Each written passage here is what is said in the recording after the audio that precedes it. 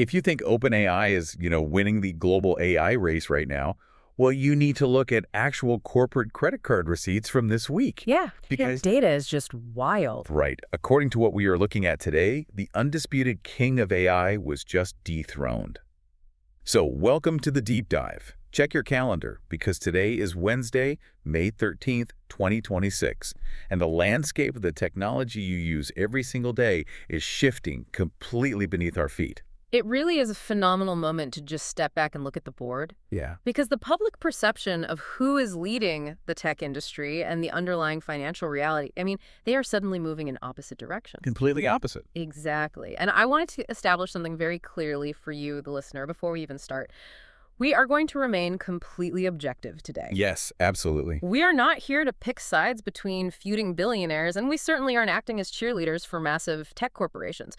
We're looking strictly at the factual record, the hard financial data, and most importantly, what this power struggle means for the digital tools you rely on. Okay, let's unpack this.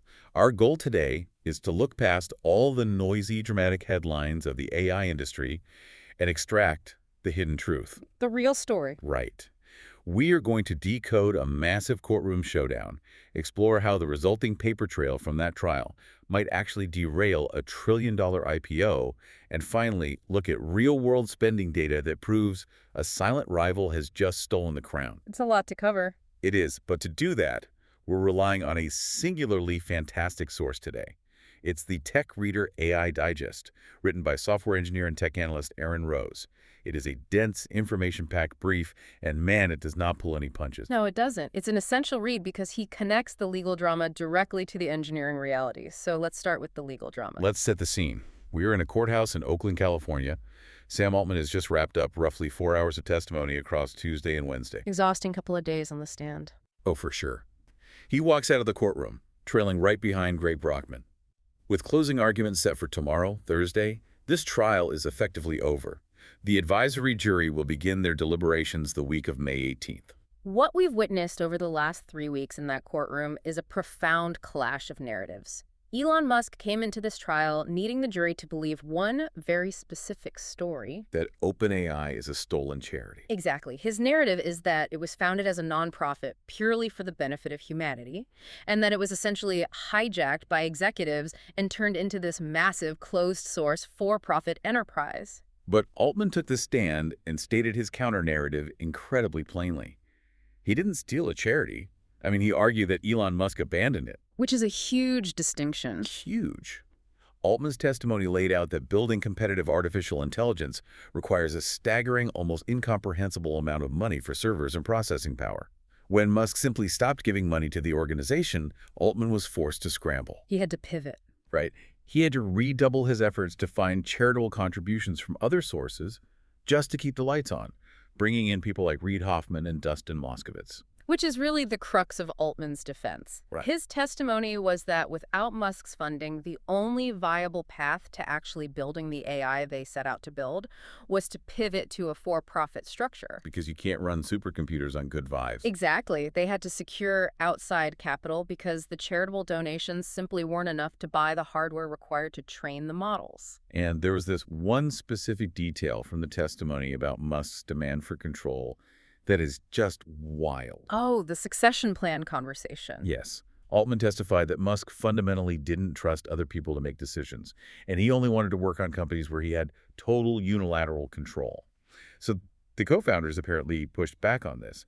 They asked Musk, hypothetically, what would happen to OpenAI if Musk died while holding majority control?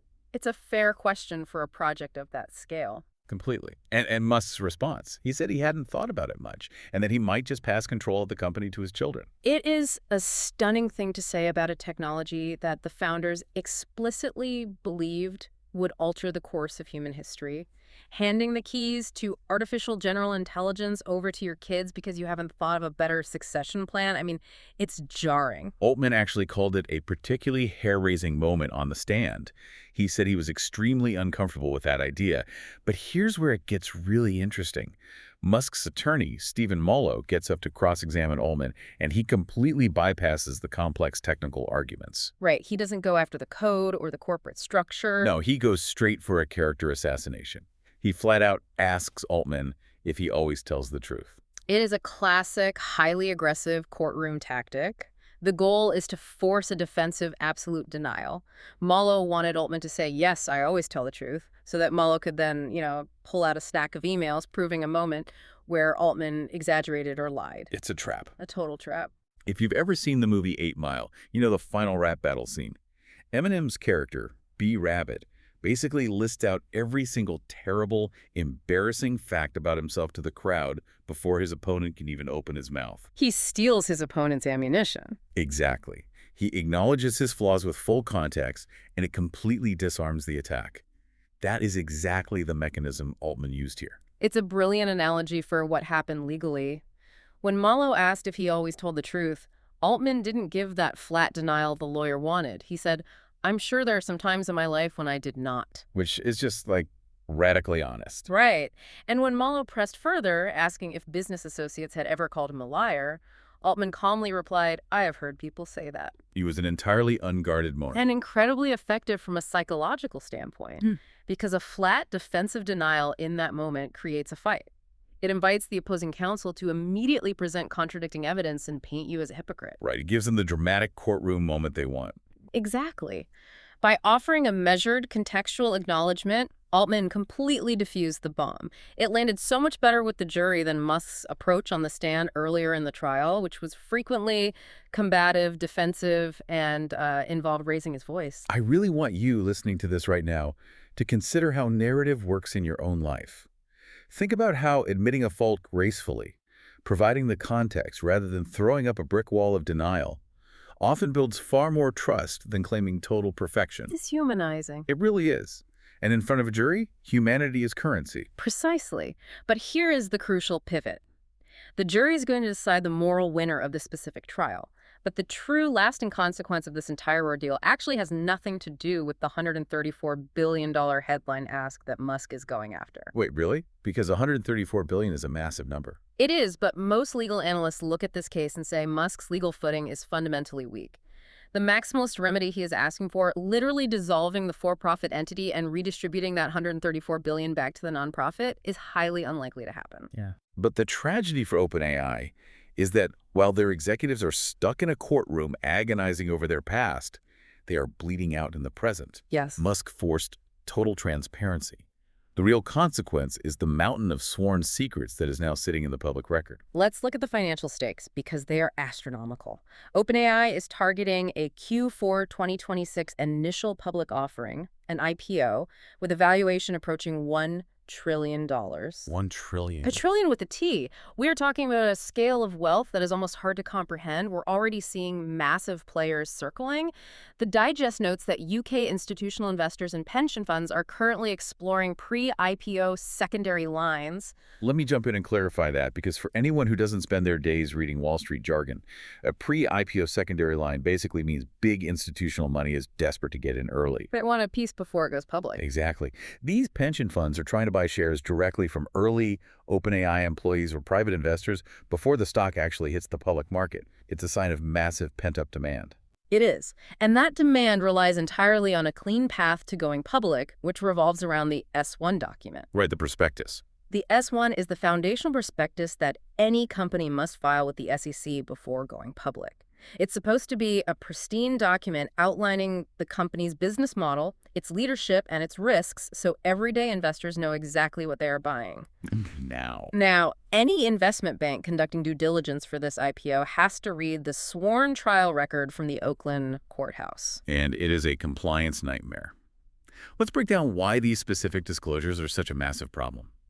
The S-1 now has to include detailed records about Sam Altman's personal financial stakes in companies like Stripe, Cerebras, and Helion. That's a fusion energy company, right? Yeah, the fusion energy company where Altman was actually board chair. The conflict of interest there is what regulators care about. All of those companies have commercial relationships with OpenAI. If OpenAI decides to spend millions of dollars using Stripe for its payment processing, or decides to buy processing power from Cerebras, and Sam Altman personally profits from those decisions because he owns stock in those partners. And regulators and investors need to know he isn't just enriching himself at the company's expense. Exactly. And it's not just Altman. Greg Brockman has a personal stake in Cerebras too, which sits right alongside a $20 billion compute commitment from OpenAI. That's a staggering figure. Just to be clear, a compute commitment means OpenAI signed a binding promise to buy $20 billion worth of server processing power.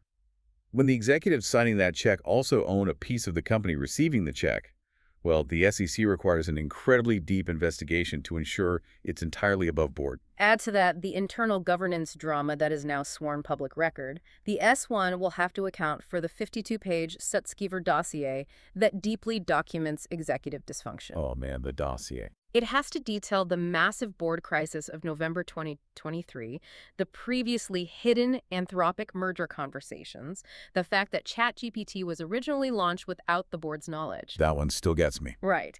And Mira Murati's allegiance email. It paints a picture of a company whose internal controls were, for a time, highly unstable. So what does this all mean? I'm putting myself in the shoes of the listener. I'm using ChatGPT to draft emails or summarize PDFs for work. Why should a regular user care if a bunch of investment bankers in suits have to read a 52-page Sutskever dossier? If we connect this to the bigger picture, it becomes very relevant to you. Corporate governance directly dictates product stability. Think about the infrastructure required to run these AI models. Massive. It requires billions and billions of dollars in continuous funding to pay for electricity, server cooling, data centers. If OpenAI's IPO is delayed past that crucial end of 2026 window because regulators and banks are bogged down investigating these conflict of interest disclosures, Then their massive influx of funding is delayed. precisely, which means they can't pay for the servers. If their ability to fund their infrastructure falters, the tools you rely on every day become slower, they become more expensive to access, or they become less reliable. The boardroom drama actively degrades the product in your hands. Exactly. The trial's real financial legacy isn't whatever verdict the jury hands down. It's the sheer cost and delay of taking this messy public record to Wall Street. Which brings us to the most shocking data point in this entire brief. Because while OpenAI has been bogged down defending its history and untangling these massive conflicts of interest, their quietest rival just stole the crown in the real world. And they did it entirely through enterprise adoption, right under everyone's noses. We have to talk about the RAMP AI index. The receipts. The receipts. RAMP is a financial platform that tracks corporate credit card spending across more than 50,000 businesses in the United States. They see the actual spending. And the May 2026 data reveals that Anthropic has officially surpassed OpenAI in enterprise adoption. This is a historic crossover. We aren't talking about social media vibes or theoretical benchmark tests or speculative company valuations. We are talking about actual businesses swiping their credit cards to pay for a service month after month. The numbers are stark. In April, Anthropic's adoption rose 3.8% to hit 34.4% of all businesses on the platform. Meanwhile, OpenAI fell 2.9%, dropping down to 32.3%. Wow. To put that in perspective, over the past year, Anthropic has literally quadrupled its business adoption. OpenAI in that same 12-month period grew by a mere 0.3%. And on top of all this, Anthropic is currently in the final stages of a private funding round that values them at $950 billion. The obvious question is how a smaller team managed to overtake the juggernaut of the industry. The answer is almost entirely driven by a single product aimed at developers. Claude Code. Headed by Anthropic's product chief, Kat Rue, Claude Code has become the fastest-growing product in the company's history. The statistics in Aaron Rose's digest are just staggering. Right now, it is estimated that 4% of all public GitHub commits worldwide are being authored by Claude Code. That's a huge slice of the pie. And that percentage doubled in just 1 month. Just to quickly define that for anyone outside of software development, think of a commit on GitHub as a saved bundle of new code. It's an engineer officially submitting a file and saying, here is a completed chunk of work for the application. 4% of all of these globally are now written entirely by Anthropic's AI. Which brings us to the Uber case study, which perfectly illustrates the financial reality of this shift. This part absolutely blew my mind. What? Uber's CTO revealed that they blew through their entire 2026 AI budget in just 4 months. 4 months. 4 months. Their engineers are using Claude Code and the Cursor Code editor, and the costs are running between $500 to $2,000 a month per engineer. That is astronomical. Let's just pause on that number. A standard software license for a corporate employee like Microsoft 365 or a premium Slack account usually costs the company maybe $20 to $50 a month. Paying $2,000 a month for a single engineer to use an AI assistant is insane. Yet, adoption among their engineering teams skyrocketed from 32% to 84% in a matter of months. Because the return on investment justifies the cost. The most important metric from that Uber disclosure is that 70% of all committed code at the company is now AI-generated. I have to push back on this billing structure, though, because it feels like handing a corporate credit card to a teenager in an arcade. That's a great way to put it. Right. Because Anthropic uses token-based billing, meaning you pay for every tiny fragment of text or code the AI processes and generates. Are these billing incentives essentially a ticking time bomb for these massive corporations? It certainly creates a tension. Because think about the conflict of interest. Anthropic makes more money when users consume more tokens.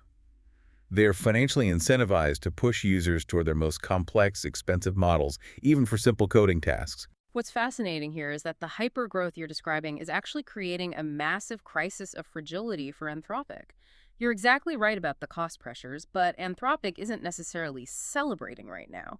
CEO Dario Amodei recently admitted that they had planned their infrastructure for a 10x growth rate this year, which is already an incredibly aggressive target for any tech company. But they hit 80x growth. 80x growth. The sheer weight of this demand is crushing their servers. It's like trying to upgrade the foundation of a skyscraper while adding 10 new floors to the top every single day.